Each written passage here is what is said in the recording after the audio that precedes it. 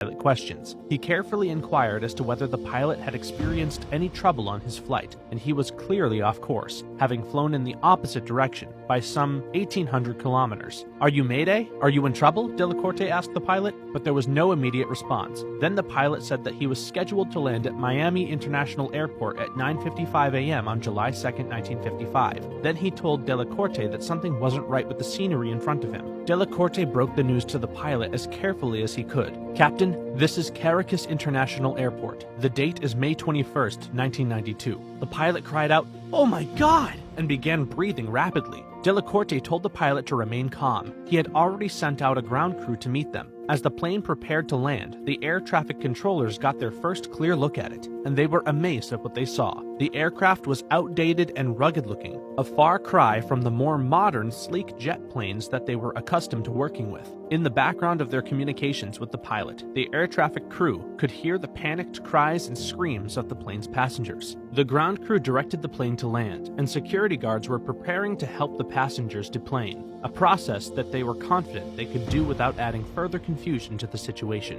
Suddenly, as they approached the plane, the pilot screamed at them. The air traffic controllers heard him over the radio as he yelled, "No! Do not come near! We are leaving now!" With that declaration, the pilot turned the plane towards the nearest runway and took off again, leaving in his wake a stunned airport crew. When Flight 914 was in the air again, 3 planes from the Venezuelan Air Force tried to track it. Mysteriously, as it did before its arrival, the plane was not traceable by radar, and the military was never able to locate the plane's whereabouts. When the aircraft was found again, it brought with it far more questions than answers. Just a few hours after abruptly leaving Caracas, Flight 914 arrived at Miami International Airport, where it had been scheduled to land 37 years earlier. The security and staff at the Miami airport were stunned. How did this plane arrive here in this condition? Where had it been for 37 years? After deplaning, the pilot, co-pilot, crew, and passengers were interrogated by security officials for hours. There were so many questions that had no answers or that couldn't be answered. One of the creepiest aspects was not just that these people had left New York 37 years ago, but that not one of them had aged a day since they left. Officials wondered how the plane managed to operate for so long.